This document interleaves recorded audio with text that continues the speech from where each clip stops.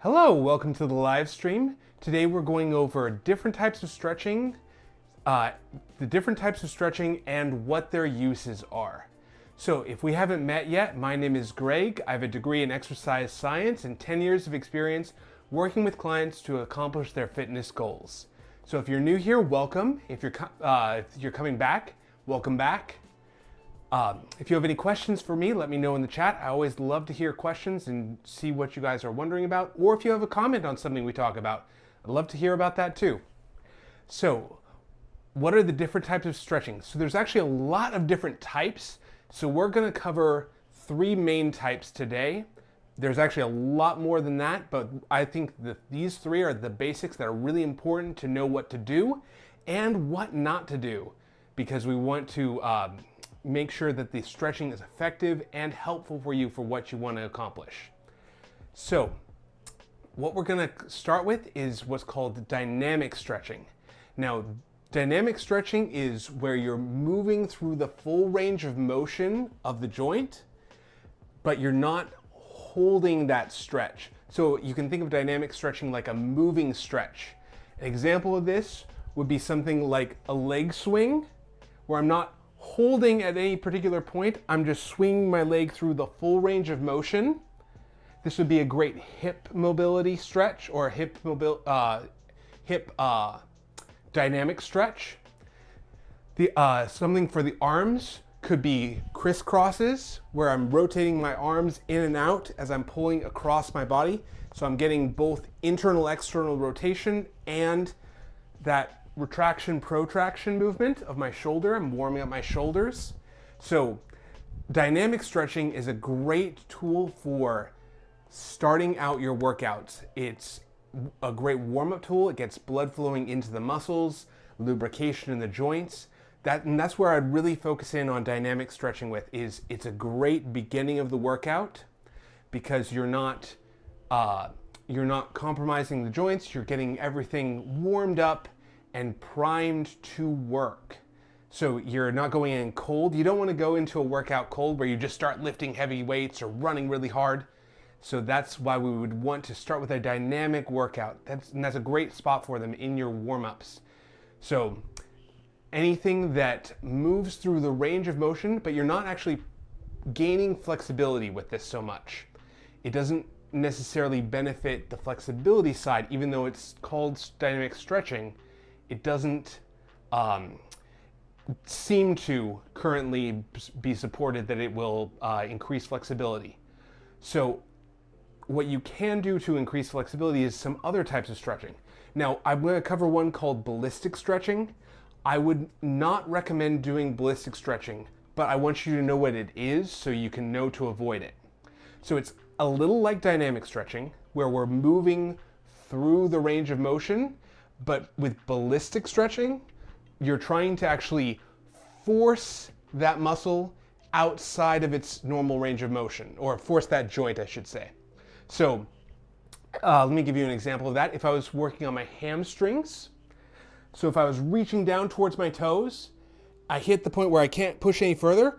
In ballistic stretching, you would sort of bounce trying to go further down towards your toes. Now this I would not recommend doing. Because you can actually bounce into injury or cause little tears in the muscle.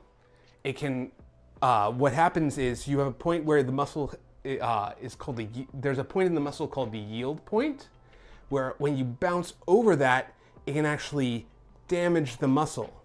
So when we're increasing flexibility, we're changing that yield point, which ballistic stretching will technically do, but it also can increase your risk of injury. So that's why I would not necessarily, I would not go for ballistic stretching. I would make sure you're holding steady stretches rather than bouncing into the movement. Something like with chest, where you're going like this, bouncing at the end of end range or as far as you can, and then trying to force it further, sort of pushing into it. I would not do that. What I would do instead is what's called static stretching. Now, static stretching and ballistic stretching have very similar results in their flexibility gains, but you don't have the same risk of injury with static stretching. Now there are pros and cons to static stretching too, and I'll cover those in just a second, but let me show you what static stretching is. So with static stretching, what I would do is, say I'm stretching my chest, I'm doing a chest stretch, and I feel like I can't go any further than this. What you would do with static stretching is stop there, don't move, and try and hold that position for 30 seconds. Now, what that's going to do is actually get your body used to that level of tension and cause adaptations in that muscle and connective tissue to then get more flexibility. It retunes the nerves. It's very helpful for gaining flexibility without as much risk of injury as ballistic stretching. Now, there are some minuses to that too, because static stretching also makes it harder to generate strength right after you do it. So some people stretch at the beginning of workouts and they'll find it harder to work out after they've done static stretching. Say you're doing bench press, let's say, and you've just stretched your chest. You might notice that you're not able to push the same weight as you used to be able to because you've stretched the muscle out. It's tired, it's had a little bit of readjustment it's had to make to that length, so everything's a little off balance or a little out of calibration, let's say. So it's better to not have static stretching at the beginning of your workout. It's better to have it at either the end or an entirely different time from your workout. Not to say that static stretching is bad, it's just where do you do it in your session to make sure it's not going to get in the way of other things. So there's sort of pros and cons to each. So we covered dynamic stretching, good for warm-up, not necessarily for flexibility. Ballistic stretching, good for flexibility, but you have to be careful, it's more prone to injury. And then static stretching, which is really good for flexibility, but not necessarily for a warm-up. So we're going to cover some ways you can use static stretching. We're going to focus on those today. If you have any questions for me on how to utilize different types of stretching, let me know. We can always figure something out. Some of the dynamic ones, it kind of depends on what you want to do with it. So if you have any questions, let me know in the chat. So we're going to go ahead and start out with some static stretching. We'll start with stretches for the legs today. So I'm going to start out with a kneeling stretch for the hamstrings. So for hamstrings, I find these are a really common muscle to be tight for people. What we're going to do is try and straighten the knee as much as possible. Now you might feel a stretch just being in this position, and that's okay. If you feel a stretch, just hold that position, trying to hold for that 30 seconds. If you need to increase it a little bit, maybe you have a little more flexibility in your hamstrings, you can take your hands, put one hand over the top of the other, and then reach out towards the front, feeling a stretch in the back of your leg. It goes all the way from the back of your knee into the back of your hip. It actually attaches at the hip and at the knee. So you might notice if I go too far, my leg might start shaking. That means I want to back off just a little bit. I'm pushing a little too far into that movement if I'm getting that feedback. So to go to where you just feel tension but no pain. Remember, that shake is my body letting me know that I've gone a little too far. It's fighting against what I'm trying to do. So I'm just going to where I feel tension but no pain. Holding that stretch.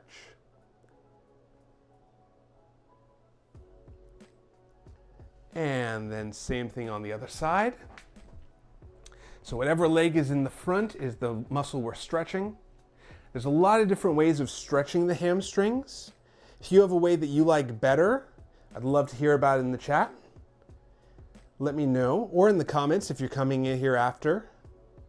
I find these muscles though very much get tight for a lot of people. A lot of people have tight hamstrings. It's probably my most injured muscle. I've pulled my hamstrings a number of times. One time actually doing ballistic stretching, and that's why I know that's why I would recommend against it, because it's more likely to cause injury like that. I was doing martial arts training and went in, didn't have as much warm up as I wanted to, and then went into a ballistic stretch on the hamstrings.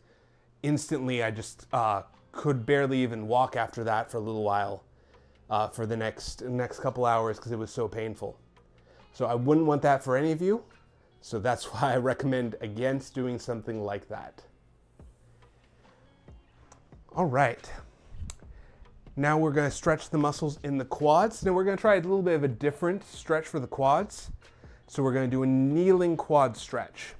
So try and kneel down on the ground like this with your hips on your heels. Now if you can't get to your hips on your heels, that's fine. If you need to be right here and you feel a good stretch in your quads, that's okay. You can even use your hands to support, or do this against a wall so you have something to support. Okay? So if you can though, try and sit back towards your heels. Make sure your toes aren't going to get crushed as you do this. And then from here, you can even lean back, resting on your hands. To increase the stretch, just go to where you feel that stretch on the top of the thigh. So we're stretching both the hip and the thigh in this one. So going back, leaning into that stretch, and try and hold that for 20 to 30 seconds. Stretching those quads. It's a little bit different way of doing the quad stretch. If you want a different variation of this, let me know in the chat. I like to change things up a little bit. I don't do this one as often, but I kind of like how it's stretching at the hips. I want to actually be able to increase my flexibility in a lot of different ways. So that's why we're trying a lot of different ways of doing things. I would like to be able to lay all the way down doing this one. Not quite there yet, but okay, now we're going to stretch the muscles on the inside of the thigh.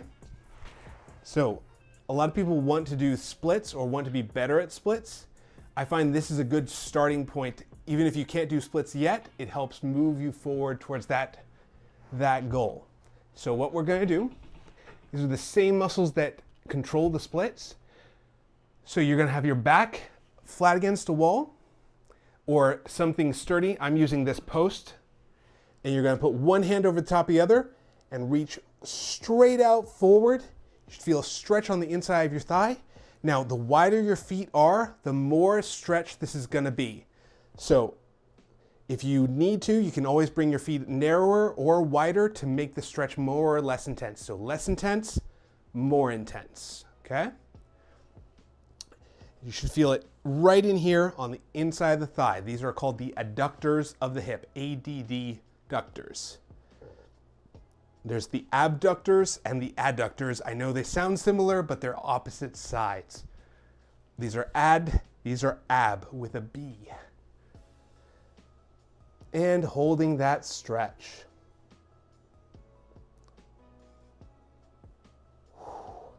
I actually feel this more on my left than my right. I think I have less flexibility in this side. And as you feel like you can, try and reach a little further. Just go to where it's always a stretch, but no pain. Try to keep that back straight, reaching out towards the front. And relax. All right, now bring your feet in. We're going to stretch a little deeper into the hip. Still on that inside part though. It should be right here where your thigh joins your hip. So this is called a butterfly stretch. You're going to bring your feet, excuse me, pardon me. So bring your feet together. You're going to grab onto your ankles and then bring your chest towards your feet, trying to bend straight forward, keeping your back straight. You should feel this stretch on the inner part of your thigh, right deep in the hip. It's another one that is very good for splits. I know people that can actually touch their knees all the way down to the ground. If you're one of those people, let me know in the chat. I'd love to hear it. This is one that I'm definitely find a little more challenging to get my legs all the way down. Depending on how long your legs are, how your hips are set up, you might find this one a little easier or a little harder, depending on how size of your hips, things like that. Just how the bone structure is. Now don't feel like you have to force it down. Just go to where you feel that stretch. I'm using my elbows to keep my knees down as I'm doing this. You can even take your hands and push down the knees if you'd like. I kind of like to leverage against my ankles though. And now we're going to shift. We're going to stretch this straight leg. This is called a sit and reach. So I'm going to pull this foot in to my knee just to get it out of the way. We're stretching this leg right here. So I'm going to put my hands, one hand over the other, reaching straight out to the front. Now I'm not reaching down where my back bends. I'm going straight forward, feeling that stretch in the back of my thigh. Again, we're stretching those hamstring muscles in a slightly different way though. So we're varying it up. The muscle actually has a lot of different fibers, and different stretches will focus on different pieces of it a little more or less. This I find I get more of that back of the knee, a little less of the upper hip part of the hamstring though, where it's deep in that hip socket.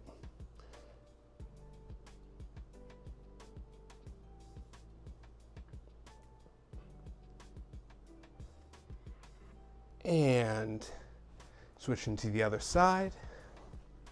So bringing that foot in towards your knee, reaching out towards the front. If you're just joining us, we're going over some static stretches for the legs. We're focusing on static stretching, which is good for gaining flexibility. If you have any questions, let me know. We'll talk about different types of stretching you can do. So we've covered dynamic stretching, which is moving through the range of motion, which is good for movement, for warming up. And then static stretching, which is good at the end of a workout for gaining flexibility.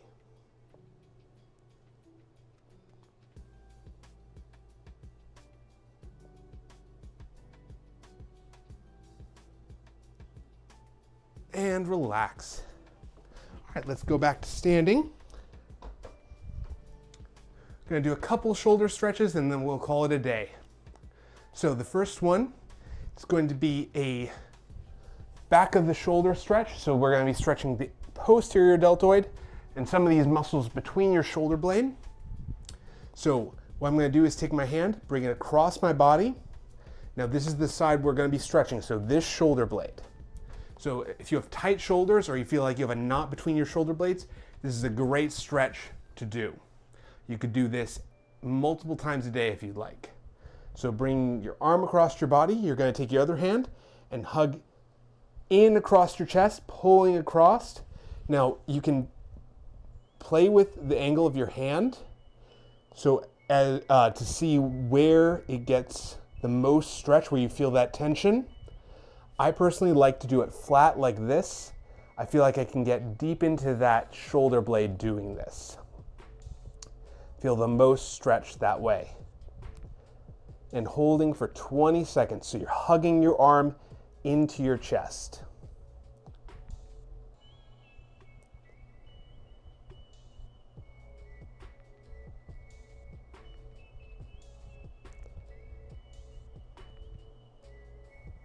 And holding for at least 20 seconds.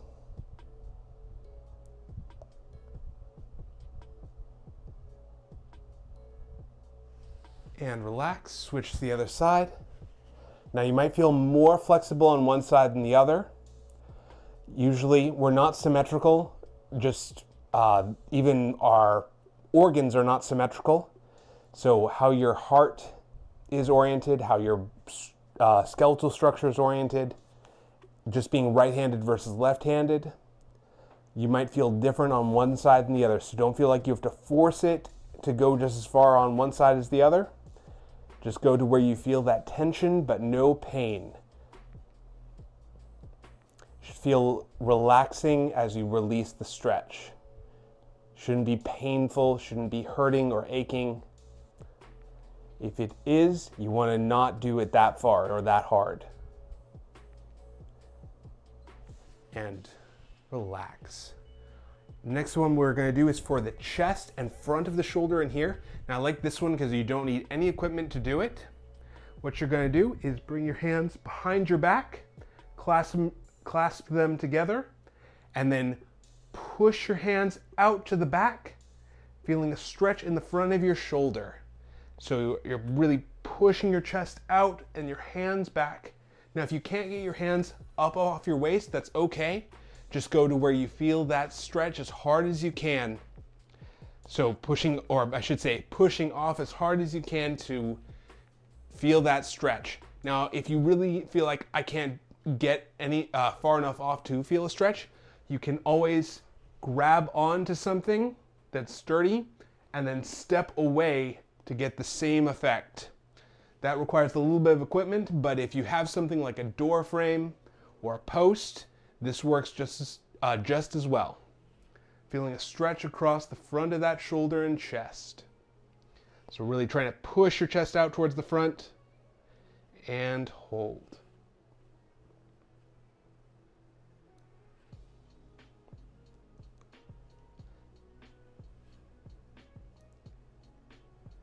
I like this one because it gets both some of the chest fibers and the deltoid fibers.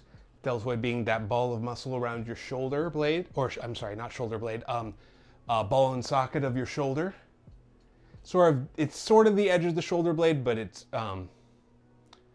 it's called the glenohumeral joint, where it's the combination of the glenoid and the humerus. So technically kind of is the shoulder blade, but not typically doesn't